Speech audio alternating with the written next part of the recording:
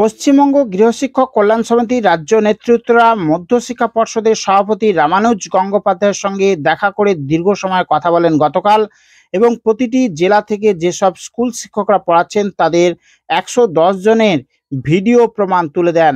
পর্ষদের সভাপতির অফিস থেকে বেরিয়ে এসে সমিতির রাজ্য নেতৃত্বরা কি বললেন শুনুন। আজকে এই নিবেদিতা ভবনে এসেছিলাম, 12টা অ্যাপয়েন্টমেন্ট ছিল, 3:30টার পরে আমরা ঢুকেছিলাম, এইমাত্র বেরোলাম। তো আলোচনা ফলপ্রসূ এইটা বলতে পারি, কারণ আমাদের যে আলোচনার মূল বিষয়বস্তু ছিল টিচারদের বিরুদ্ধে অ্যাকশান নেওয়া। আমরা সেটা জানতে চেয়েছিলাম কেন নেননি তিনি। তার উত্তরে তিনি বললেন সমস্ত ডিআই তাকে ক্লিন চিট দিয়েছে, অর্থাৎ তার কিছু করার নেই। যখন আমরা এভিডেন্সগুলো সাবমিট করলাম তিনি বললেন কতজনের নাম দিয়েছি এবং কিভাবে সাজিয়েছি।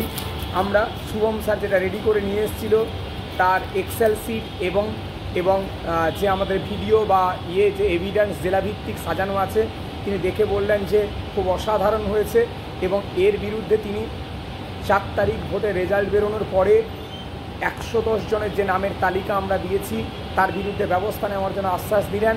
শুধু তাই নয়, এই 4 তারিখ ভোটে রেজাল্ট বেরোনোর আগে পর্যন্ত আমরা যদি আরও কতজন টিচারের জেলাভিত্তিক এভিডেন্স রেডি করতে পারি এবং সেটা একটা বলছে পেন ড্রাইভ 2 বলে আরেকটা সাবমিট করে দিয়ে যেতে, এবং সেই সমস্ত টিচারের বিরুদ্ধে তিনি অ্যাকশান নেবেন এবং এটা আমাদের আশ্বাস দিলেন। এবং আলোচনায় এইটার বিষয়বস্তু উঠেছে এবং আমরা আরও বিভিন্ন ডিসিপ্লিনারি অ্যাকশান, অ্যান্টি করাপশান নিয়েও কথা বলেছি। তিনি বলেছেন আমাদেরকে যে এই বিশ্বাসটা রাখতে যে নামের তালিকা আমরা দিলাম 4 তারিখের পরে তিনি ব্যবস্থা নেবেন এইটা।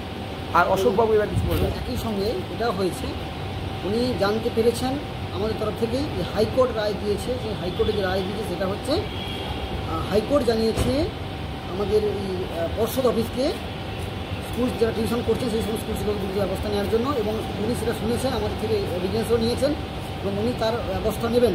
বুঝে নিয়েছেন যে এটা কিছু হবে, তার ব্যবস্থা আমাদের নিতেই হবে। তো আমাদের সবাই বলবো আপনারা পজিটিভ থাকুন, আপনারা একসঙ্গে থাকুন, দেখবেন আমরা খুব তাড়াতাড়ি এর ব্যবস্থা নিচ্ছি, খুব তাড়াতাড়ি অনেক ভালো কিছু আসছে।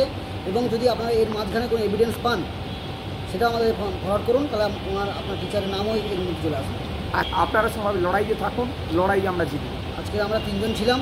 হ্যাঁ, মিলনবাবু রাজ্য সম্পাদক, অশোক ভূঁইয়া রাজ্য সহসভাপতি এবং শুভম স্যার রাজ্য কমিটি মেম্বার। আজকে আমরা 3 জনই ছিলাম। এই অনেক কষ্টের মধ্যে আমরা এসেছি। আপনারা সবাই সঙ্গে থাকুন, দেখবেন আমরা একটা সময় সফল পাবো নিশ্চয়ই। ধন্যবাদ।